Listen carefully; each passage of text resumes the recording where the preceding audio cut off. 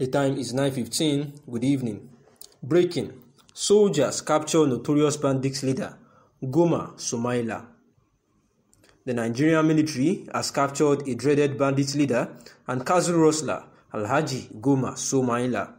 It was gathered that Somaila was arrested in Kaduna State on a Friday night, and the eyewitness reports indicate that Somaila is responsible for organizing several thefts of cows and also participated in several kidnaps.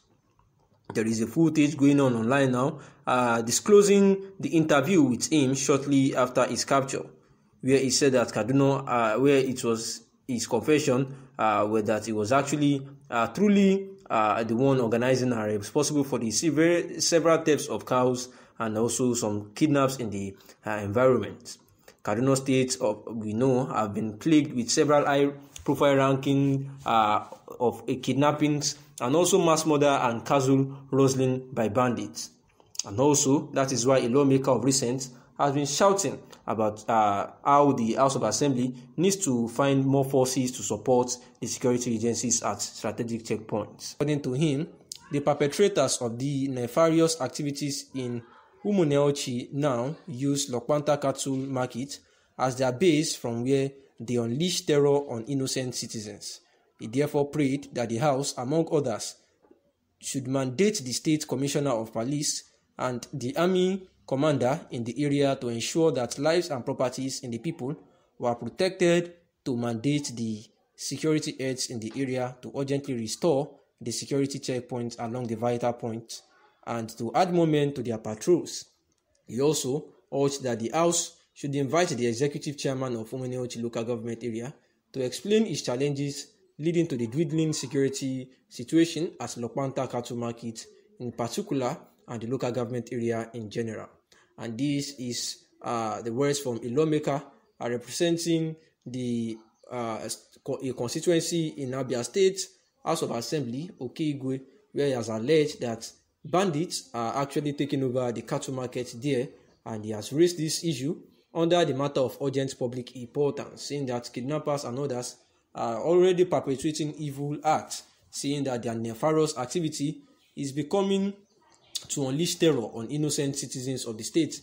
He therefore prayed the House of Assembly, among others, also that they should mandate the State Commissioner of Police and the Army Commander to work hand in hand to make sure that lives and properties of the people were protected, and that they mandated the securities in the area to make sure that they restore security to the checkpoint along vital points, saying that they need to begin to understand to add more men to their patrol teams, especially at the critical road points that these citizens are applying. The security situation in large parts of northern Nigeria as well is worsening by day, where the militant group Boko Haram is expanding their operations even beyond the northeast of the country, where armed attacks are skyrocketed in the northwest, and herdsmen from Nigeria's Fulani tribe who have had a long-running battle with farmers in the north central region. They are believed to be behind the recent spate of killing in agrarian communities in significant parts of the northern Nigeria. But it is the increase in kidnapping in the northwest and north central regions by criminal gangs, often referred to as bandits, that has created an atmosphere of fear and underscored the high rate of insecurity. Therefore, in the last 6 months, hundreds of students have been kidnapped in at least 5 separate incidents, and in some cases, students have been killed by these same kidnappers, even after being paid a whole ransom of money. Although organized crime has been common over the last decade, there are also a number of reasons why it has been on the increase in recent months. First, as reports in the media suggest, the country's northwest and north central are gradually becoming safe havens for the Boko Haram, which had previously operated solely in the northeast. Even though the Nigerian government maintains that bandits are responsible for the killing and most of the deadly attacks in the northwest and north central, there is also evidence of Boko Haram involvement either directly or as a means of collaboration. For example, about 344 students were kidnapped from an all-boys school in northwestern Katsina State last December, and the state government quickly attributed this incident to bandits. But hours after the attacks occurred, there was an audio message from Boko Haram leader Abubakar Shehu, who claimed responsibility for the kidnapping. Besides the kidnapping that have taken place in the northwest and north central regions in the last 6 months, mostly bear the hallmark of the insurgent group's abductions. Also, in most incidents, the attackers stormed the schools in early morning hours, coerced their victims into their vehicle, and take them to nearby bushes in the exact same way the Boko Haram seized and transported hundreds of students from schools in northeastern Nigeria in previous attacks. The fear of terror group expansion beyond the northeast were also confirmed when the government of Nigeria announced that that some weeks ago, Boko Haram had actually hoisted their flags in Kaure and Shiroro local government areas of the state. Seeing that, I am confirming that there are Boko Haram elements here in Niger State, here in Kaure. I am confirming that they have hoisted their flags here. Abubakar Sani Bello, the governor of Niger State, was once quoted. He said their wives, referring to women married to the men in the affected communities, have been seized from them and forcefully attached to Boko Haram members. I just add that they have placed their flags at Kauri, meaning that they have taken over the territory.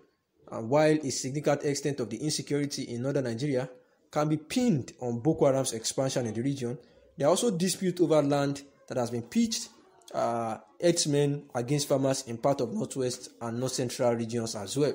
They say that these have actually contributed significantly to the instability of Africa's most populated nations. Therefore, the competition between Fulani ethnic group, who are primarily nomadic pastoralists, has spread across West Africa, and Hausa farmers has risen in recent years, exacerbated by a drying climate and agricultural intensifications. So, in essence, we are seeing that the current crisis in the country, as regards this Boko Haram and unknown gunmen who are attacking both the Hausa communities, the Igbo communities, and even the Yoruba communities and every other part of the country, with their extrajudicial actions against the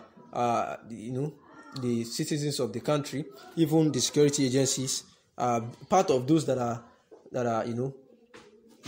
attacked,